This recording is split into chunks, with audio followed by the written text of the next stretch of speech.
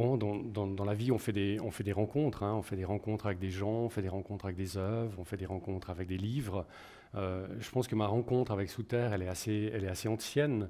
Elle doit remonter un peu à l'adolescence, enfin, la rencontre avec ses dessins. Et puis, j'ai été tout de suite très, très bouleversé en voyant ces dessins. Et puis, ouais, je suis pas complètement sûr, quoi. C'est parce que, mais j'imagine que ça devait être quand même au musée cantonal de Lausanne. Mais ce dont je suis sûr, c'est que j'y comprenais pas grand-chose, quoi. Je regardais ces dessins, il se passait quelque chose de fort. Il y a quelqu'un qui a eu une expression que je trouve assez juste, hein, c'est un inconscient qui parle à un autre inconscient, donc d'être très déstabilisé comme ça par rapport à ces dessins. Et puis ça s'est renouvelé, hein, chaque fois que je voyais des dessins de Louis Souterre. Je trouve que c'est quelque chose qui se donne pas facilement, hein. On n'est pas dans une espèce de séduction tout de suite rapide. On est plutôt face à des choses qui vacillent, qui tanguent, qui perdent d'équilibre, qui se reprennent, enfin avec des compositions en même temps toujours extraordinairement tenues. Et puis bon, donc voilà, il y avait ça, quoi, l'idée de ne pas y comprendre grand-chose. Puis après, j'ai appris des choses sur la vie de Souterre. Et puis c'est vrai que quand vous commencez un petit peu à vous plonger dans son existence, ben, vous vous rendez compte que c'est extraordinairement romanesque, hein, quand même. Et donc l'envie de faire ce livre, je pense, est venue. Et puis j'ai essayé il y a quelques années, et c'était pas le bon moment. Mais l'appel s'est fait pressant, et en fait cet appel, parce que oui, je crois que...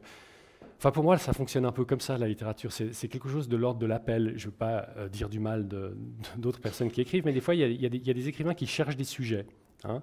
Voilà, tiens, sur quoi est-ce que je pourrais faire un livre? Et puis, ça n'empêche pas que ça puisse donner de très bons livres, hein, évidemment, quoi.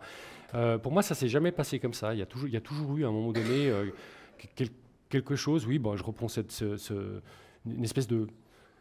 pour prendre un terme, je crois, quasiment lacanien, une poussée de désir, quoi, hein, qui se met en place et puis qui fait qu'il faut s'y confronter.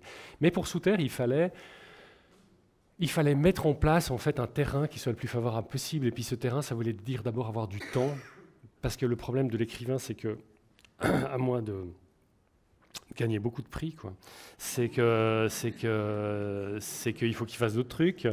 Et puis donc il fallait avoir du temps. Et puis ce temps, bah, je me le suis octroyé, comme je l'ai déjà fait plusieurs fois dans ma vie, en prenant un congé dans une des deux écoles où j'enseigne, et puis j'ai pu avoir une disponibilité, une attention, on va dire, à Souterre qui a pu être totale. Et puis c'était nécessaire parce qu'il a fallu d'abord commencer quand même par lire ce qui avait été fait sur Souterre. Et puis vous êtes, je pense, nombreux à savoir que Michel Thévaux, qui a été mon prof et que je connais, et qui a écrit une magnifique thèse sur lui, avec une approche très psychanalytique, hein, comme ça, sur l'œuvre de Souterre. Et puis après, il y a eu beaucoup d'autres choses qui ont été écrites, beaucoup pas très intéressantes d'ailleurs aussi. Et puis, parce que les gens répètent, hein, toujours un peu la même chose. Et puis ensuite, il fallait quand même un peu se charger de tout ça, et puis ensuite l'oublier d'une certaine façon pour pouvoir faire autre chose et surtout se déplacer. Et puis c'était là peut-être mon avantage, c'est-à-dire dans un champ qui était autre, puisque c'était dans la littérature.